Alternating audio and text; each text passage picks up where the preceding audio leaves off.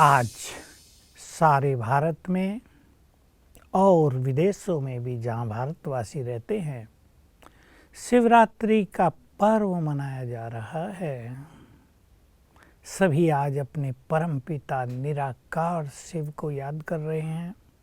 पूजा अर्चना हो रही है। रात को भक्त लोग जागरण भी करेंगे कि शिव आएंगे, और व्रत भी रखे जाते हैं। पूजा पाठ बहुत होती है। शिव आएंगे, इसका अर्थ है वो आए थे। देखिए, बहुत अच्छी तरह विचार कर लें। सभी चिंतनीय विषय है कि जिसका हम गुणगान कर रहे हैं, जिनकी हम महिमा गा रहे हैं। क्या महिमा गाते हैं? हे भगवान, तुम ज्ञान के सागर हो, तुम पतित पावन हो, दुख हरता हो, पवित्रता के सागर, सर्वशक्तिवान हो, पाप कटेश्वर हो। कितनी महिमा है शिव के। 1000 नाम हैं।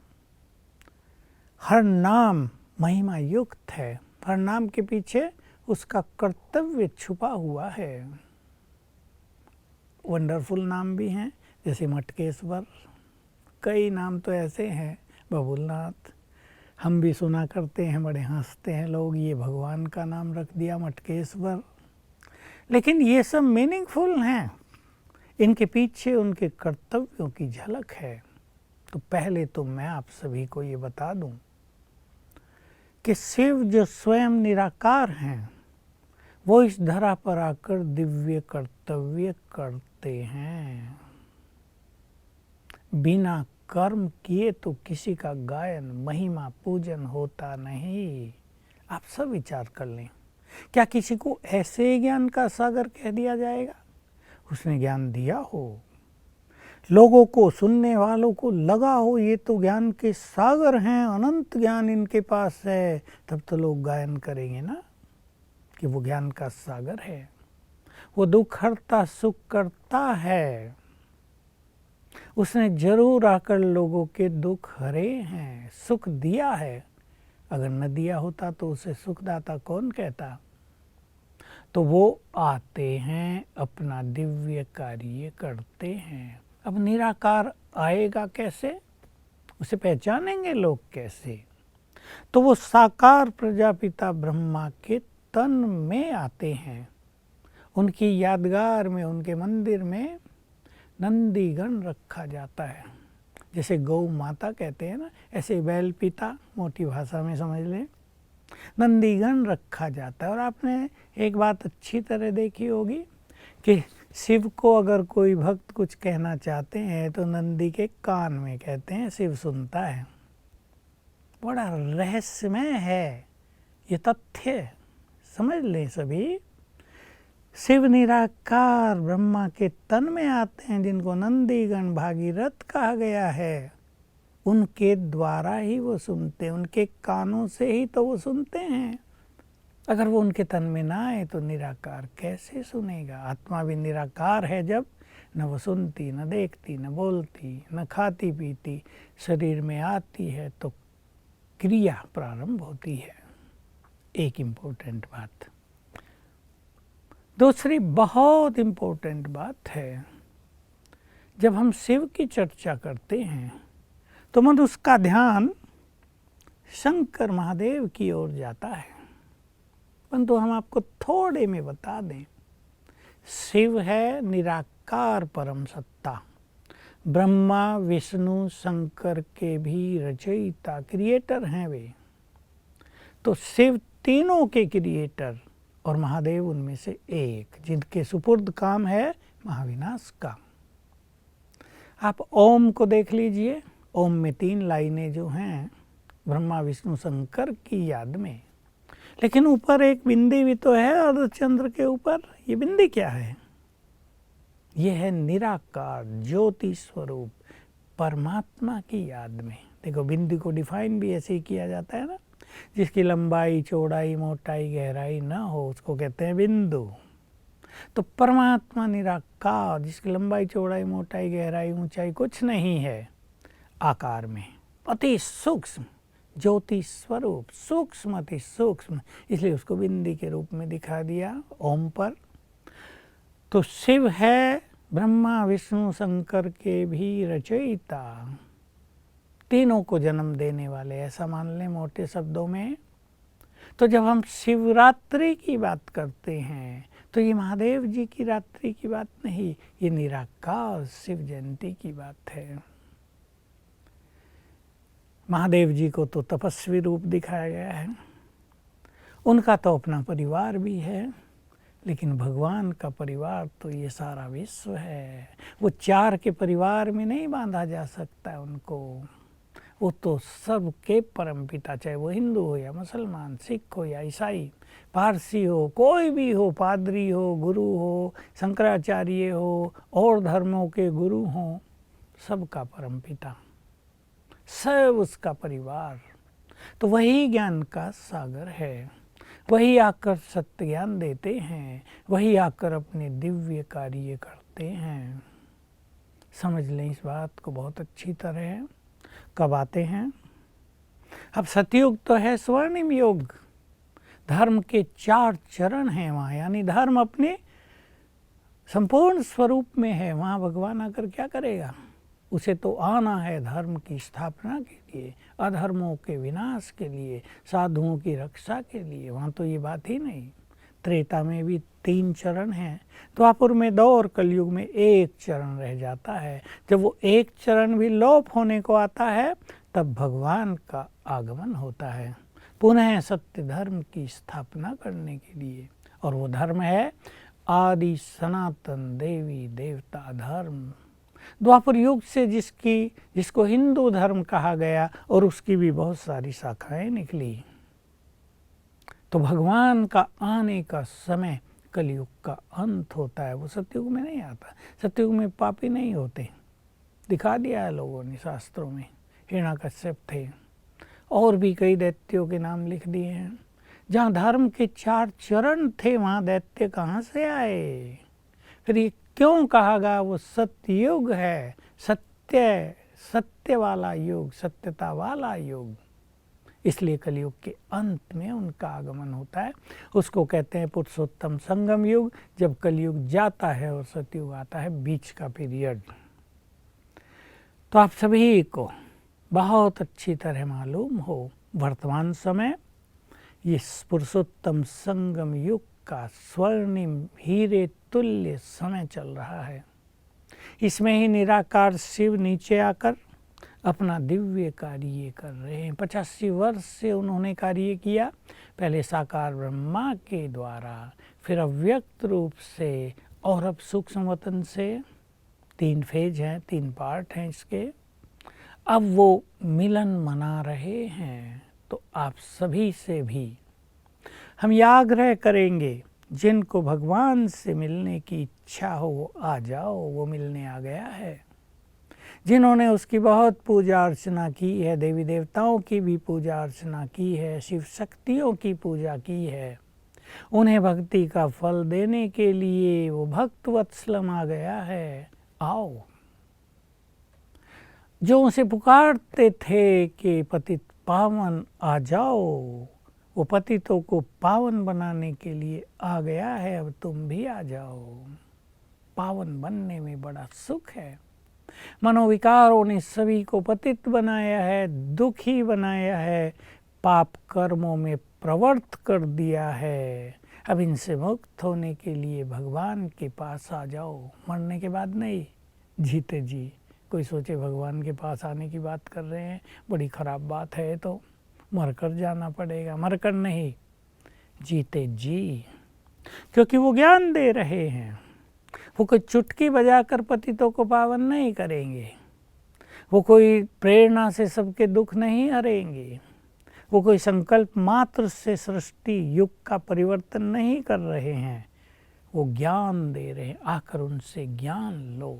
युगों से मनुष्य को सत्य ज्ञान की ही तो तलाश रही है।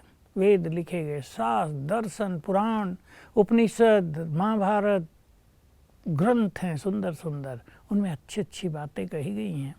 पर परमात्मा से किसी का कनेक्शन नहीं जुड़ा, केवल भक्ति होती रही, यज्ञ हवन होते रहे, तप होते रहे और संसार नीचे उतरता आया। देखो तमो प्रधानता बढ़ती गई, मनुष्यों में विकार बढ़ते गए, दुख में वृद्धि होती गई।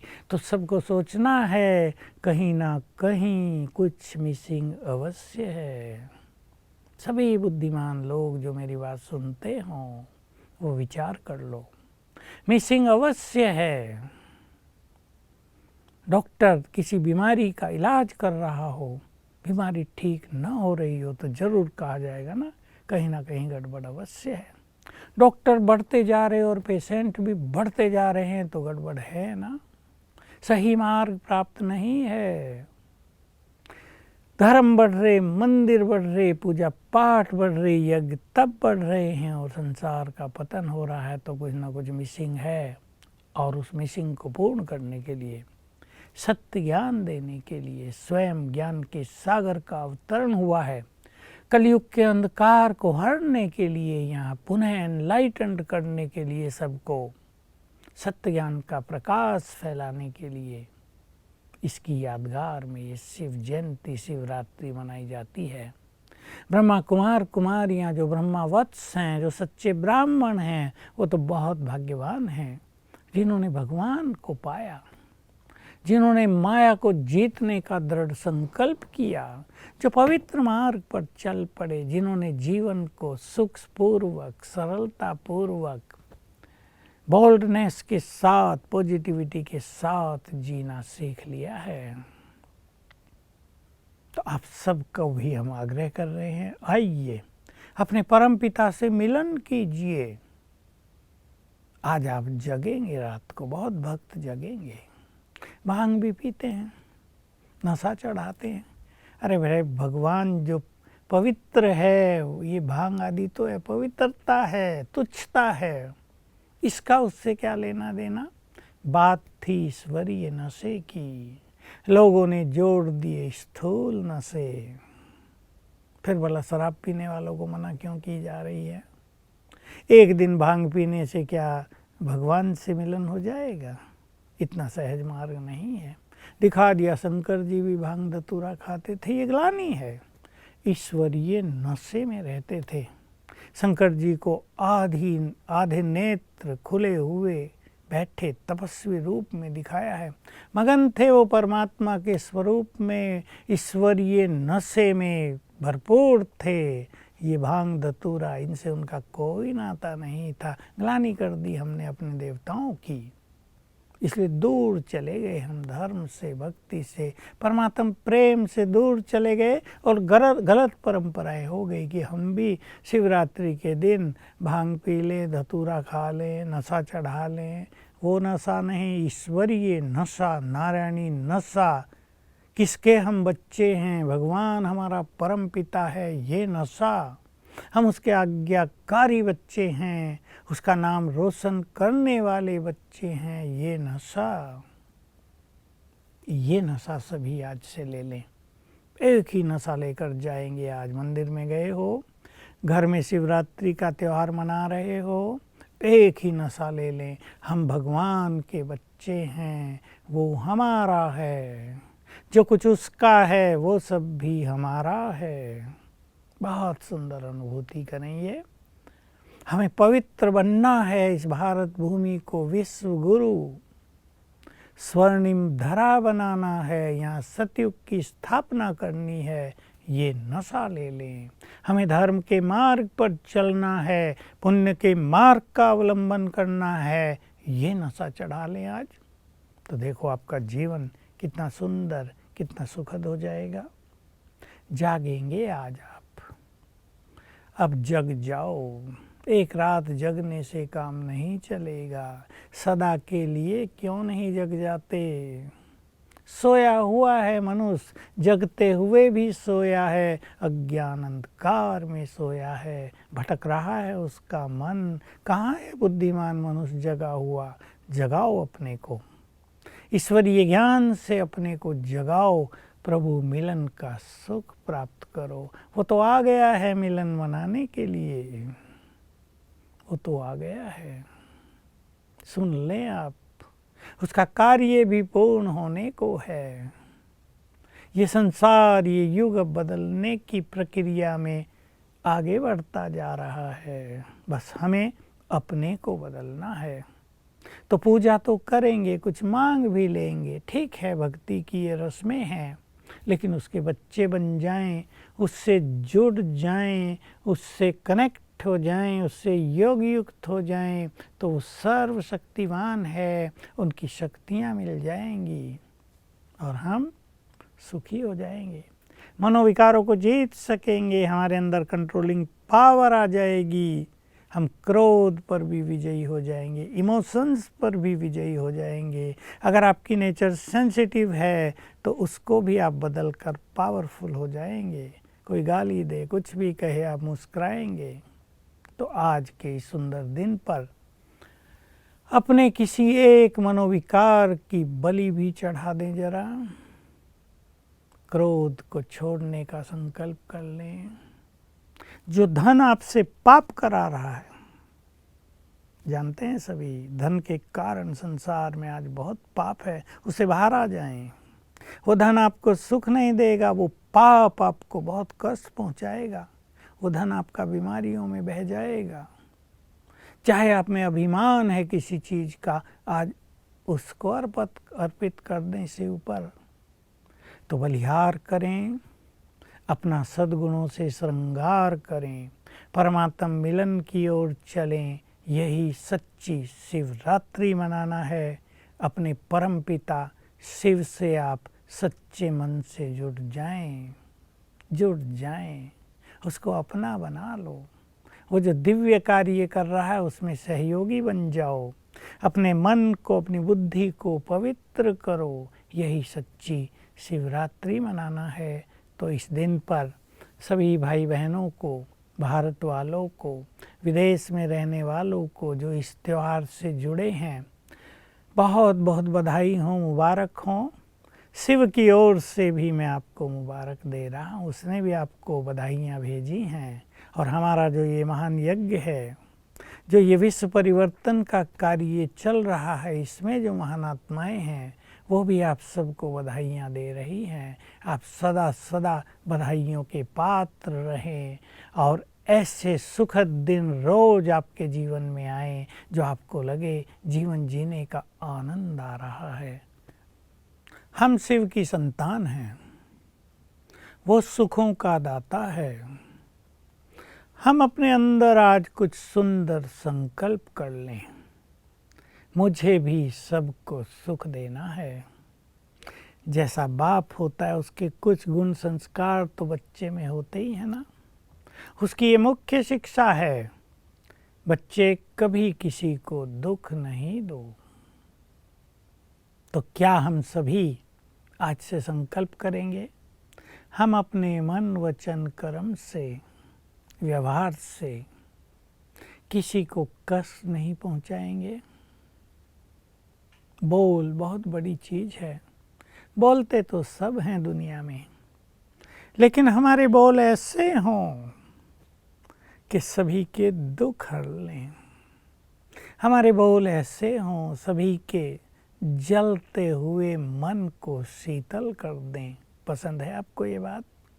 कर लें आप ऐसा। घरों में, संबंधों में बोल इम्पोर्टेंट भूमिका निभाता है। किसी के बोल घर को तहस नहस कर रहे हैं, तो किसी के बोल घर में प्रेम की गंगा बहा रहे हैं। किसी के बोल विघटन कर रहे हैं, तो किसी के बोल सबको यूनाइट कर रहे हैं। कैसा बोलेंगे आप? बहुत सुंदर परिवर्तन रहेगा, ये बहुत सुखदायी चीज़ रहेगी कि आज हम सभी संकल्प कर लें, हम ऐसे बोल बोलेंगे जो सभी को सुख मिल जाए। सभी निराशा की अंधकार में अगर डूब गए हैं तो वो अंधकार दूर हो जाए, श्रेष्ठ आशाओं की रोशनी हर एक के जीवन में आ जाए। हम ऐसे बोल बोलें कि मुर्दे समान मनुष्य में भी जीवन आ जाए, नई उमंगें आ जाएं। एग्ज़ाम का समय भी चल रहा है, अलग अलग समय पर एग्ज़ाम भी होते रहते हैं। अपने बच्चों से ऐसे बोलना जो उनकी बुद्धि का विकास हो जाए। अच्छे बोल, उमंग उत्साह के बोल, एप्रिसिएशन के बोल, ये सभी माँ बाप सीख लें। बहुत अच्छा होगा, तुम बहुत अच्छे हो, बड़े बुद्धिमान हो, ये कह के सबकी बुद्धि का विकास कर दो, बहुत अच्छा रहेगा। और आज के दिन मैं सभी को एक बात और कहना चाहूँगा कि अपने अपने घरों में प्यार का माहौल बनाएं, नफरत का नहीं, वैर भाव का नहीं, तलाक देने वाला नहीं। बहुत बुरी चीज़ हो गई है भारत में, सिर नीचा होगा भारतवासियों का। जो ये विदेशी कल्चर हमने अपनाई और डिवोर्स के केस बढ़ गए। आप ऐसा करें कि आपका जीवन साथी और आप एक दूसरे को सम्मान दें, एक दूसरे की बात को वैल्यू दें, एक दूसरे की बात को समझें और संकल्प करें मेरा ईगो बड़ा नहीं है। संबंधों में प्यार बहुत बड़ी चीज़ है। छोटी मोटी बात को इग्नोर करें, तूल न दें हर बात को। तो इससे आपके परिवार में सुख चैन की बंसी बजेगी और जीवन जीने का आनंद होगा। तो शिवरात्रि का दिन आप सभी को मुबारक, बहुत खुशियों में जीवन बिताएं, यही हमारी शुभ भावना है।